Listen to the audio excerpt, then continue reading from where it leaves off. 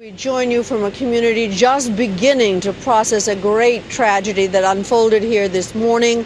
A little while ago, I was just down the street where 1,000 people gathered inside and outside St. Rose Catholic Church here in Newtown, Connecticut, to mourn the loss of 26 people, including 20 school children, almost between the ages of 5 and 10 years old, shot and killed in their elementary school.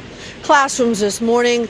Schools in this town are part of the draw for people who live here with some of the highest test scores in the state.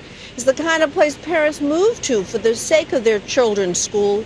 ABC's Dan Harris has been at the scene since early today. Dan? Cynthia, good evening. It all started just a little ways behind this volunteer fire department down the road at a suburban elementary school, which tonight is in the history books for the worst of all possible reasons. And this town, which one parent today described as the safest place in America, is in total shock. 90 minutes into the school day on a bright winter morning here, police got a call from the Sandy Hook Elementary School. At around 9:30, the shooter, 20-year-old Adam Lanza, a former student in the local schools, shown here as a teenager, had barged in. According to police, he was heavily armed, coated in body armor, and ready to kill. We heard all this racket at our classroom, and we were like all scared. So then we heard them say, "Go in your cubbies." There were more than 600 children from kindergarten through 4th grade inside. It was really scary. Teachers just said, "Sit down inside the corner and be quiet." Calls went out to police even as shots were still being fired, and within 5 to 10 minutes, tactical teams with long guns drawn swarmed the school, a stark contrast against the backdrop of this bucolic, woodsy neighborhood.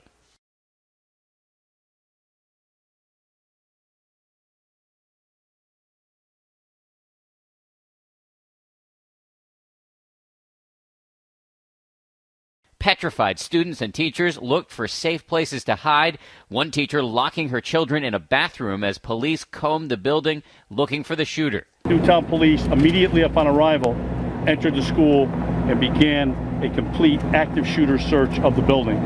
That included checking every door, every crack, every crevice, every portion of that school. We heard screaming, and then a police came in. It's like, "Is he in here?" Then he ran out.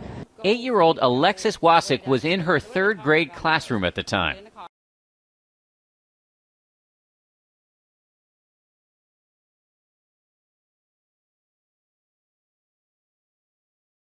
Were kids crying and screaming? Yeah.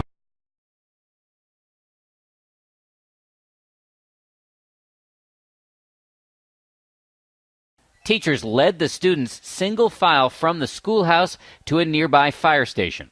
We got in the line and we had to close our eyes. And we all put our hands on other people's shoulders, and then our teacher held the first person's hand and she let us out. Parents were alerted by text message, and a frantic parade of them arrived at the fire station hoping to find their children alive. It's heartbreaking. It's heartbreaking. I mean, I don't remember. When I heard, I started crying.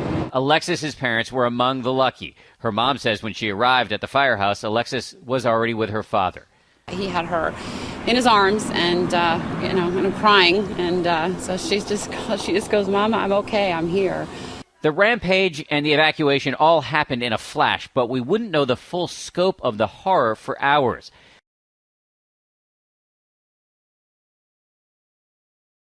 By 10:30, President Obama was being briefed on the situation, and schools throughout the area were on lockdown. Police were surrounding a second crime scene, the shooter's mother's home nearby.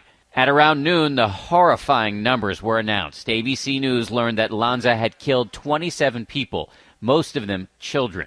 At the local hospital, they were bracing for an onslaught, but they only got 3 patients, 2 of whom died.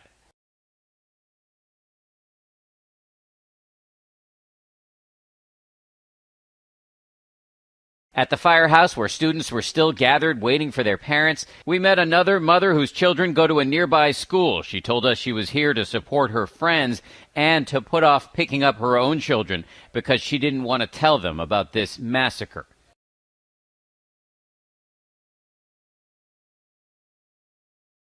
I know there's not a parent in America who doesn't feel the same overwhelming grief that I do. Shortly after 3 in the afternoon, the president addressed the nation. The majority of those who died today were children. Beautiful little kids between the ages of 5 and 10 years old.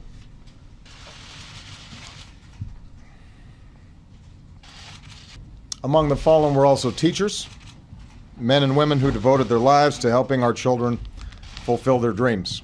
Not long after that, police announced that Lanza had shot his mother, who was believed to have worked at the school at some point, at her home before he then went and stormed the school.